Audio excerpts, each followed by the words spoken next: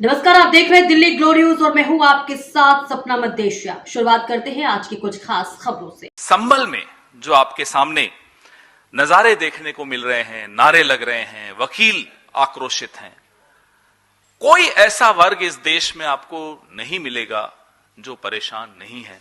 वो छात्र हो, नौजवान हो, महिलाएं हो, किसान हो, मजदूर हो, संत हो, मिडिल क्लास हो, वकील हो, कोई ऐसा वर्ग नहीं है जो इनसे परेशान नहीं है। ऐसा कोई सगा नहीं जिसे इन्होंने ठगा नहीं। ये हकीकत इन पर मैं एक वीडियो आपको दिखाऊंगा, किस तरह से एक गुजरात मॉडल का मैं आपको वीडियो दिखाता हूं। जेल में आप बताइए ना, छुड़वाया किसने? बताइए तो कैसे छुड़वाया? हमको तो जेल से नरेंद्र भाई ने छुड़ाया। उन्होंने जज बदले और जज बदल के फिर नरेंद्र भाई ने सेटिंग की और नरेंद्र भाई ने हमको छुड़ाया, तो हमने छूट। पहला जज आया था दौड़ के रेखा, उन्होंने बोला कि बाहुबली बजेंगे तो फांसी होनी चाहिए 4-5 बार, एक बार नहीं, तो फाइल फेंक दी सब। फिर दूसरा आया तो दूसरा ने हमारे को यही बताया कि नहीं, इनको फांसी होनी चाहिए। फिर तीसरा ने फिर 1.5-4.5 महीना हो गए। फिर नरेंद्र भाई ने हमारे को संदेशा भेजा, मैं अभी सेटिंग करता हूँ, टाइम निकल गया है।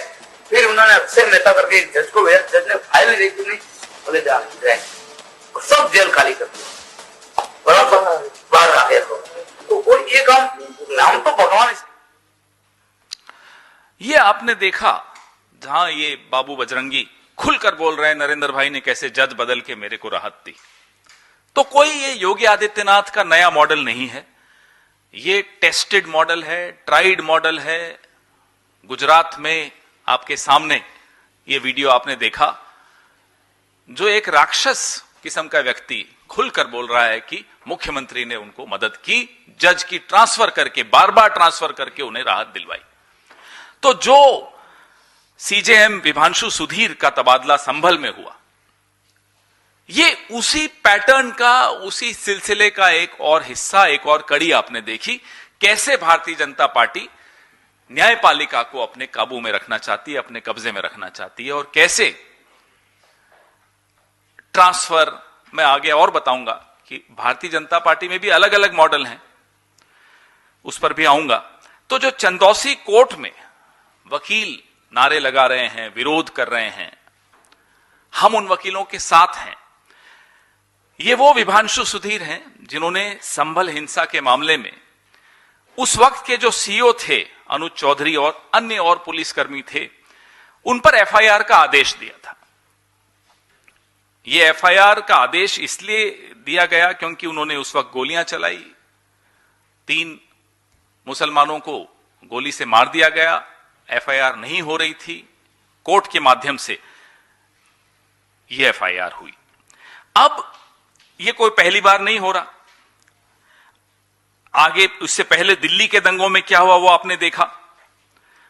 अलग अलग जगह पे किस तरह से इन्होंने न्यायपालिका को अपने काबू में करके ट्रांसफर कर दिया, धमका दिया, ट्रोल कर दिया सोशल मीडिया पे।